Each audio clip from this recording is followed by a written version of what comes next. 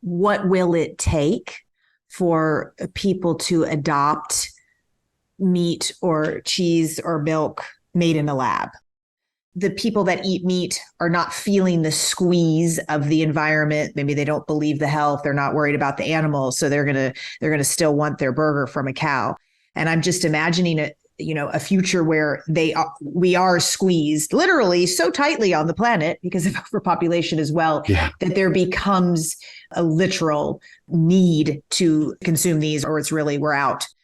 There's certainly a lot of media articles that we've seen lately on the demise of alternative proteins. And they're at the same time, a seemingly concerted effort on the amount of disinformation really that's coming from big meat that seems somewhat coordinated to create this negativity, this negative sentiment around alternative protein products. And they like to focus thus far on ultra processed foods, right? Like that's what they're honing in on, which can be convincing to a consumer, because once you start talking about something grown in a lab, it's just people just instantly make that face like, I don't want any part of that. That's weird. Well, I mean, we think it's weird what people do to animals on a daily basis in slaughterhouses. I mean, that's some weird stuff if we wanted to grab a camera and look at the two processes, right? What are your feelings and thoughts on this? I'm positive it keeps you up at night because this is what you do and what you believe in. What does that look like, getting the regular Joe and Jill to move to consuming alternatives? Yeah, it's such an important question, I think. And I don't think there's enough discussions about this in this alternative protein or food industry. I think that, at the end of the day, consumers are going to switch when they can access products that taste just as good as or better than the conventional products. But they need to be priced competitively as well, right? So, for example, I hate to keep using the Impossible Burger as a kind of example, but it's a good one because it's out on the market. You can go into Burger King and order an Impossible Whopper, and I think most consumers would be hard pressed to tell the difference between the two because it tastes good and it's inside a bun and it's got all kinds of other stuff in it that are part of the whole flavor package, but it costs more, right? So they haven't solved the cost issue yet. You have to pay more to eat it, so you're paying a premium to eat something that is almost as good as the real thing. So we're not quite there yet. And then, so I think we need to solve those problems first. So make the products taste better, bring the cost of them down so they're accessible to everyone, not just, wealthy people in rich countries. But then there's this other issue, right, of the sort of ultra processed and non-natural words that are being used. And I think that there is a coordinated effort now from interested parties, the meat industry and others. And there was a good article actually a couple of months ago in Fast Company and another one in Sentient Media that spoke about this sort of coordinated attempts and some of the groups that are behind this information and really calling out the sort of processed nature of these products and using terms like lab grown, which are, they don't sound appealing, right? At the end of the day, yes, these companies are developing things in the lab, but ultimately they're going to be produced in a factory that is very clean, much cleaner than a slaughterhouse, right? So if you were able to shine a light or a camera on these facilities that will be built to produce recombinant proteins or cultivated meat that we didn't speak about yet, they're going to be far cleaner, far nicer. There's not going to be any blood or screaming animals present, right? Or poop.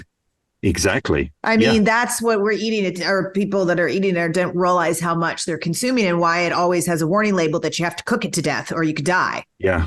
Concerns about another pandemic like avian flu. Exactly. All of these things animal agriculture has such a huge negative impact on all of these things. But I think, what I wanted to say on this sort of use of this ultra processed or processed is that I feel like the vegan community or vegan and vegetarian community has the best intentions, right?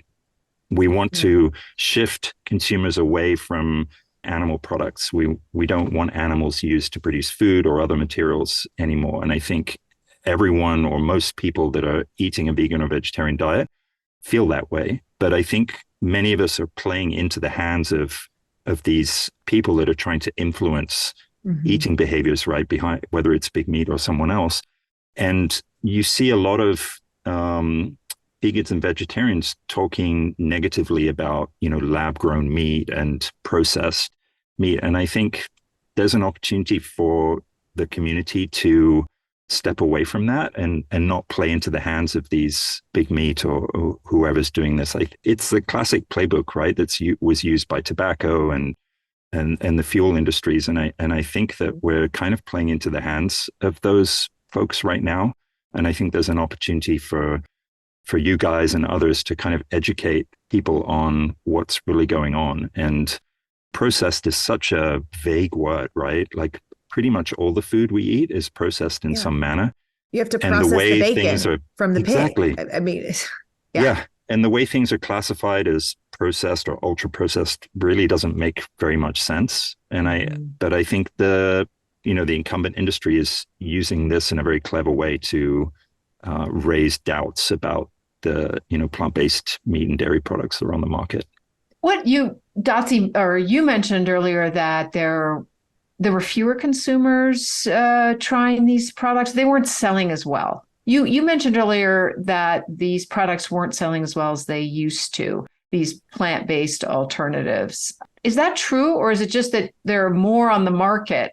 So, for example, Impossible might not be selling as many because there's actually more competition. Overall, it seems like people are really using a lot, especially of the non-dairy milks. And there's so many more choices. I think the non-dairy milks continue to grow well, and there's better ones that are out now, right? I think that you can buy like barista oat milk that foams really well, so they've continued to improve, and I think that there's less of a concern about this sort of processed, non-natural issues as I think most people are thinking about plant-based meat products when they think about those negative terms. I think there are certainly pockets, I think, in the US and in other countries where growth still continues to be very positive and more consumers are buying these, particularly younger consumers, which I think is great, right? That's what we need, is the young consumers really shifting their dietary patterns. But I think in other parts of the world, there's been a bit of a slowdown. And I think that's a consequence of what we were talking about with this sort of these campaigns around words like process, but also just, the inflation and these things cost more. So I think there are people that weren't, fully bought into the vegan diet, that they're seeing that these things cost, $1 or $2 more, and they don't want to spend it on that. They need to save their money. They want to feed their family, which I completely understand. And then they shift back to the products that they used to that cost less, right? Which comes back to what we were talking about before. You need to solve both taste and cost and nutrition in order to shift the most of the population.